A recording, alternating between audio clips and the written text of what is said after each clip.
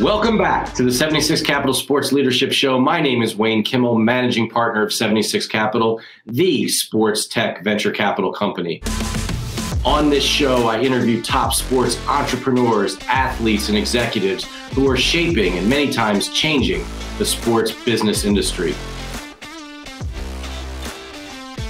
Today, we're going to talk sports business with Robert Smith, the founder and CEO of Event Dynamic. Robert, welcome to the 76 Capital Sports Leadership Show. Thank you. So happy to be here. Thank you for the invite. We're so excited to have you and have you share with us all the things that you're doing at Event Dynamic. And Robert, why don't we kick that off and tell us about Event Dynamic and what led you to start this company?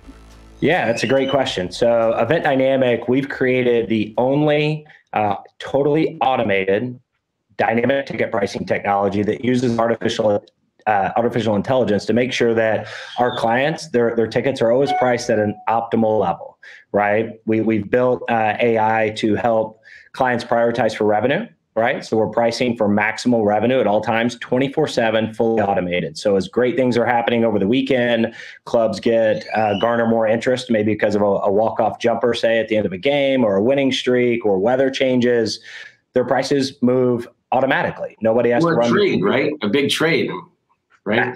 100%, like we're seeing right now, all over with the NBA, right? Or, announcements in baseball for, special promotions, maybe a jersey retirement, like we saw with one of our clients in the middle of the summer, they're retiring a jersey. Well, what happened?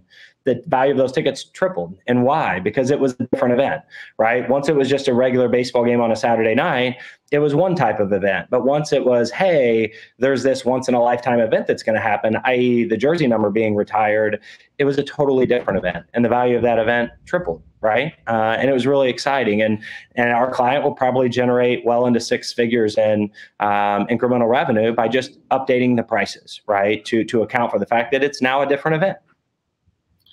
That's amazing. I mean, so why don't we sort of step back and, prior to starting Event Dynamic, what were you doing? And then, and how did that kind of lead up to this? And how did you decide, like, wow, I'm going to go do this and really kind of go after the ticketing industry?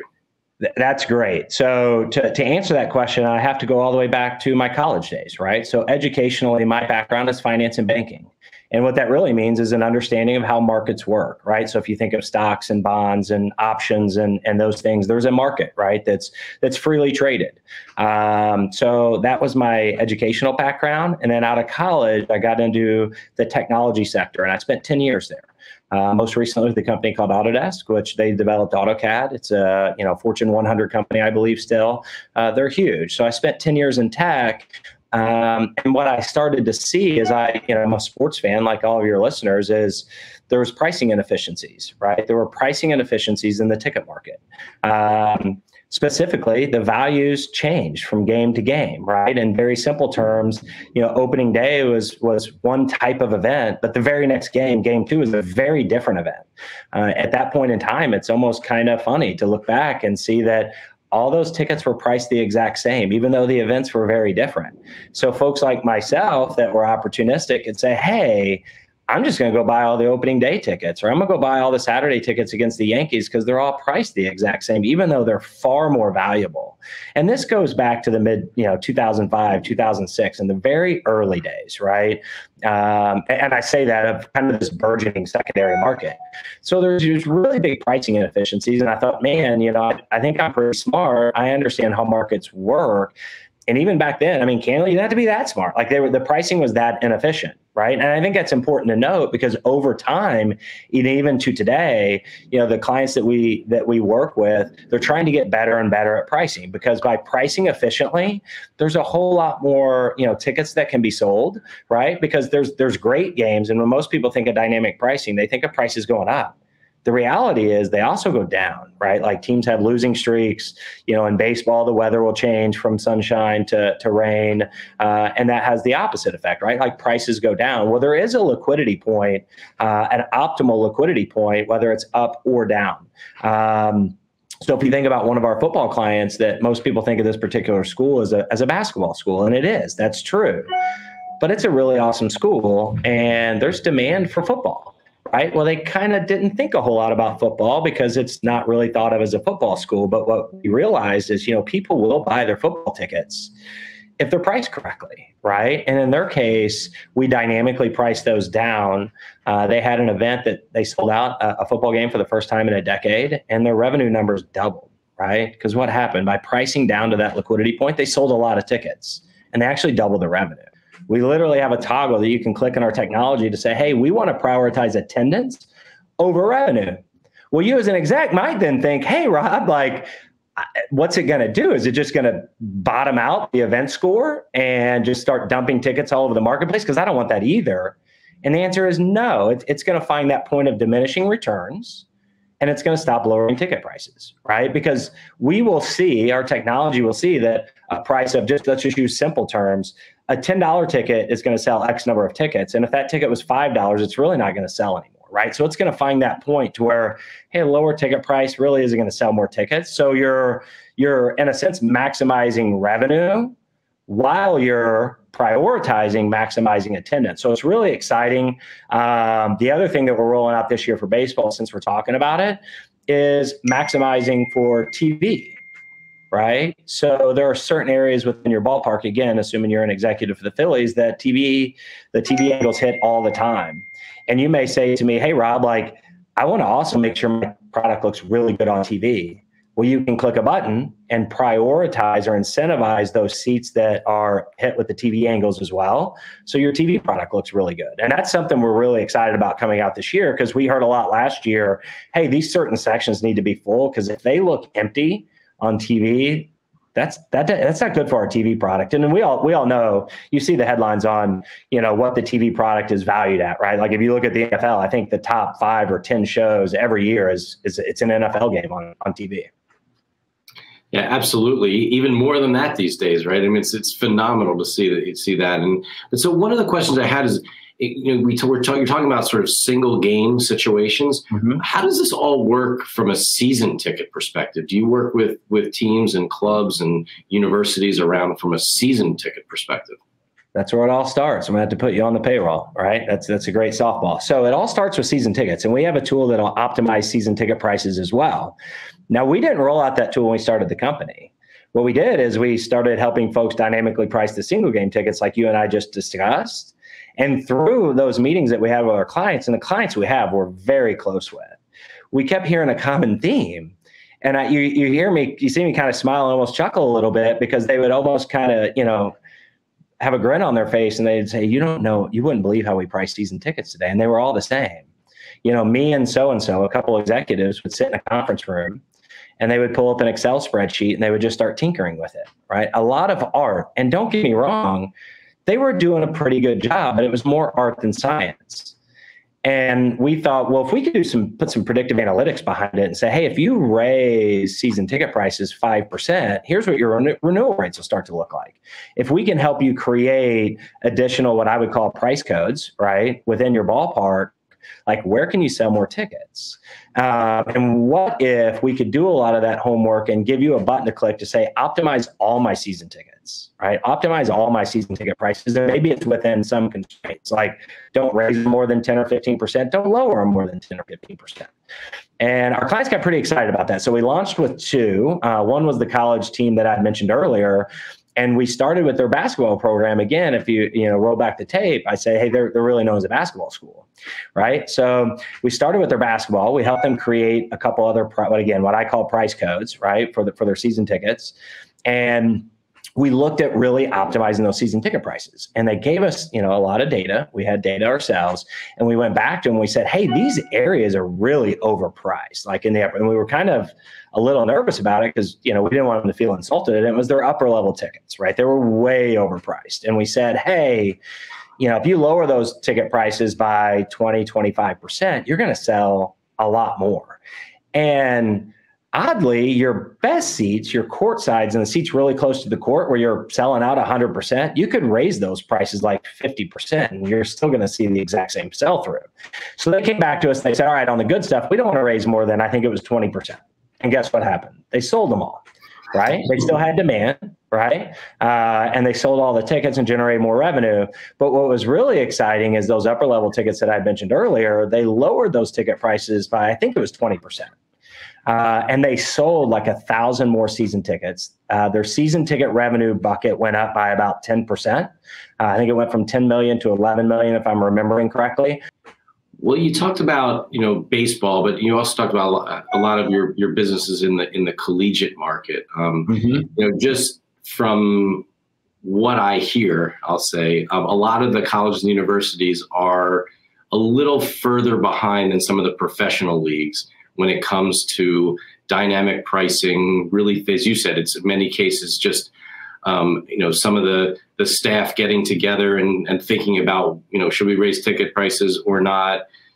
How do we feel about this, and not really using, technology or data. Is that a big opportunity that you see for your business moving forward to go after all the colleges and universities? I do. I think collegiate athletics is probably, a core to our business. And there's a ton of talent at the colleges that we work with, but the teams are much smaller, right? So we may work with a professional, club, and they may have, dozens of folks in ticketing, to where you go to collegiate athletics and it's low single digits, right? So there's a tremendous amount of talent. There's just a small number of staff, right? And they're wearing a lot of hats in collegiate athletics. So we can really help them automate their ticketing strategy and really expand their bandwidth to other areas, because they're covering so much within collegiate athletics. Well, you mentioned earlier about the secondary market. You said maybe it's not the secondary market anymore. Why don't you share with us what you mean by that? So when I got into ticketing, which again was 2005-ish, there was this separation between primary and secondary market, right? You go to team site, that's the primary, and then you have StubHub, which I think back then had probably 80% of the market share. The reality is there's not really a primary, in my view. There's not a primary and a secondary. There's really, let's look at it from the consumer side. They don't think primary and secondary. They think, here's the website that I go to buy tickets, right? And that could be Ticketmaster.com. That could be Phillies.com, to use your example. That could be StubHub or SeatGeek. And a lot of times I'll kind of play this game if we're working with a client for the first time, and I'll say, hey, we're working with client X, right? And it's not their club. And where would you go to buy tickets? And some folks would just say the primary, but they wouldn't know the answer, right? Like literally, what do you type in to your address bar to go buy tickets on the primary? And some folks would just say, if you just ask a group of friends, right? And I would challenge you to do that. Think of all the different answers that you get. Like if there was one person, I don't remember where I was at, but I was like, where do you go to buy tickets? And their answer was SeatGeek. And I'm like, well, why SeatGeek? And he said, because tickets are always cheaper there, right? His perception was, I go to SeatGeek and I buy tickets and they're cheaper there. Now, whether or not that's true, like me knowing what I know about ticketing and how tickets are pushed out to these marketplaces, usually they're really the same, right? The only difference could be the fees that are being charged, right? Like if I pushed your Phillies ticket, to all these different websites, they all push at $100. We generate $100, right? The only real difference might be the fees, but from our client standpoint and our standpoint, it's really the exact same price. But that was their perception. A lot of folks might say something vastly different on where they buy tickets. So my view is today, and not even today, as we look out 5 years from now, how are folks going to think about ticketing? They're only going to think about it as websites that they go buy tickets. They're not going to think about primary and secondary. And I think that's really happened a lot over the last 5 years anyway. I just think we're not complete in that journey, but I think we're getting close. Got it. And so, one of the interesting things you hear from a lot from the teams and the different universities is just what you said. They want to establish a relationship with the people that come into their buildings, that come into their stadiums.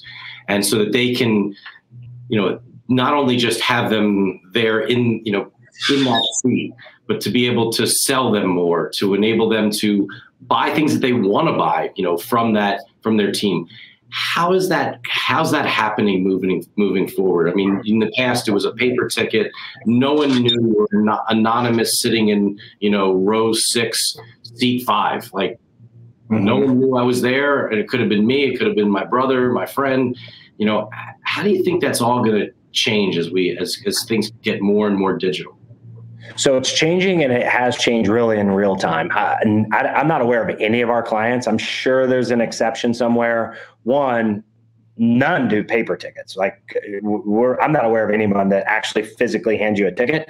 And I think even for the Super Bowl, I think those are all electronic as well. I don't participate in the Super Bowl, but I think everything is totally digital. And I believe, and again, there's probably an exception to this, but I think all of our clients are all mobile, right? So pre-pandemic, there were still PDFs and, a number of different delivery mechanisms. Today, as far as what I'm aware of, our clients, I think, are 100%, and it's probably close to 100% across the landscape of whether it's, I would just say live events, not just sports. Everything's mobile. So the rights holder now knows if I was to send you that Phillies ticket, again, just to keep using the Phillies analogy, that you are in the seat.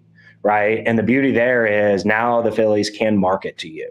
The other thing is, right, I sell you the seat through StubHub, let's just say as the example, and then you transfer it to a niece or a nephew or your son, right?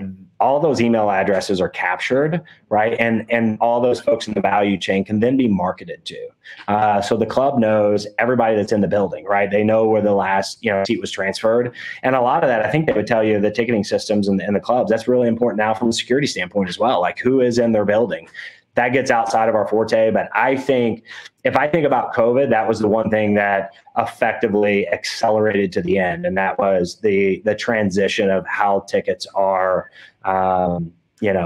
delivered to the client. And I think one of your other questions was season tickets. Like if I'm the person and the relationship and the experiences, if I'm a season ticket holder, a lot of those season ticket packages come with certain relationships. Like, if you're a season ticket holder, your kids can run the bases, on a Sunday, or, if you own a suite package, maybe you might get invited down to spring training. Those things that aren't really offered on the marketplaces that we work with and we touch. But, again, those experiences are really important because your season ticket buyer is very different than your single game buyer. Again, your single game buyer is transactional, and I think your season ticket buyer is relationship. And I think the clubs by and large do a really good job of separating those two and offering those benefits to their season ticket holders that they're the most valuable part of their ticketing ecosystem. I think most would say that to you. Well, I got to tell you, you mentioned the Phillies so much. I got to, John Middleton, the owner, and Dave Buck are going to love hearing this episode of our 76 Capital Sports Leadership Show. How much you're talking about the Phillies tickets, and then of course our very close friend over at the Pittsburgh Pirates, Bob Nutting. We got to talk about the Pirates too. I mean, we got to get some people coming to those games as well, help them out. So I'll tell you, this is really fascinating to hear how many things have changed, how much things will change, and certainly, I mean, I'm sure you're thinking about. I mean, you talked about the Super Bowl, and I think with your digital ticket, it's an NFT as well. You talk about the whole metaverse that's coming, now, and how all that will play within the world of ticketing is probably really exciting for you and your team. I think so, right? Like there's so much more to come in our world of ticketing. Like you mentioned the metaverse. Are there Super Bowl tickets in the metaverse 5 years from now to where you are virtually at the game, right? From your home or from the beach, right? How does that impact the live event ticket price, right? Like how do all these things come together? And it's really, I think it's an exciting time to be in sports. I think it has been for quite some time. I mean, there's an attraction to what you would consider your sports team that's unlike any other, right? There's a passion that comes with it. I mean, I'll tell you, I took my kid to a basketball game. He's 8 years old. He never sat down. He screamed in ways I've never heard the guy scream for like 2 hours straight, right? It was just wild, right? There's just this attraction to it. And you had mentioned the Pirates. Like I will give this plug for the Pirates. I've been to several Pirates games. It's one of the best game day experiences I've ever had. Hats off to the Pirates, where that stadium is situated and everything happening around it. I will say the wild card game, I think it was against the Reds. I think after 20 losing years, they hosted a playoff game. It was the best game I've ever been to. That's amazing. Well, I know Mr. Nutting will love to hear that, and his whole team at the Pirates certainly will love that. And it's amazing where PNC Park is, in the middle of the city, right next to Heinz Field, and now the Rivers Casino and Sportsbook right there. I mean, it's really exciting. I mean, speaking of sports books and sports betting, have you thought of anything or heard of different ideas where the tickets in your world kind of ties into the world of sports betting?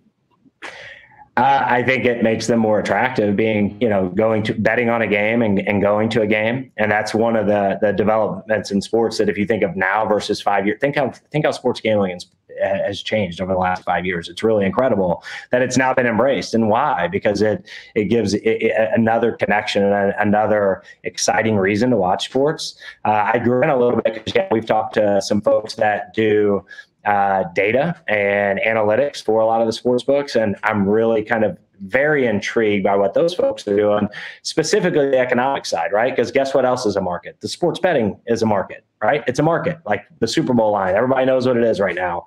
Or if they don't, it's just because they haven't looked and they're off by a half point because it shifted on them. Like sports betting is a market. And you see me kind of smile because I was talking to this group that work with all the leagues to make sure that all that, and again, I don't want to be an expert in their business, but the way I understood is to make sure that all the data was available, was feeding milliseconds, and there was no break in the sports gambling markets. And I kind of joked with him. I was like, guess what happens if the line is off by 2 points, right? People that know go hammer the line. Somebody loses a bunch of money, and somebody looks really bad. And he's laughing, right? Because that's true, right? If there is a hole in the line, if it's not set correctly, there are folks in Vegas and all over the country that are sharp and they'll exploit that line, right? I'm not that person. I just know it exists. And I kind of laughed, right? Which is where you saw the grin. I was like, well, guess what happens if ticket prices are off and there's a rush to go buy them all? Somebody dances around the office because they sold out in 30 minutes after they announced the jersey retirement. And he really piqued his interest. And I'm like, that's right? That's celebrated. But the reality is they lost hundreds of thousands of dollars because they didn't adjust that market price immediately. And I was like, that's the big difference. But, I don't think that's where you're going with it. But I think that's one of the things that kind of makes it, the gambling thought and how our markets work a little bit different. But I think sports gambling is great for sports in general. And it's really data and it's really market. And that's where you kind of see my excitement is these things move in real time, right? They're their own living, breathing organism. And it's something to be pretty excited about if you like markets, that's for sure. Well, we all do, certainly over here at 76 Capital, and it's something that we're excited about. And again, it's been awesome having you on our 76 Capital Leadership Show. I mean, Robert Smith, the founder and CEO of Event Dynamic, you're doing incredible things around the ticketing industry. Wish you the best of luck. And hopefully there's ways that we can all work together and help each other. And again, that's what it's all about. That's what we do here at 76 Capital. Want to just try to, further and can continue to just make this whole sports business industry grow and grow. And it certainly is at an exponential pace right now. So Robert, keep making it happen on your end. And once again, thanks so much for joining us on our 76 Capital Sports Leadership Show. Thank you very much for having me. This has been incredible. Thank you so much. All right. Have a great day, everybody.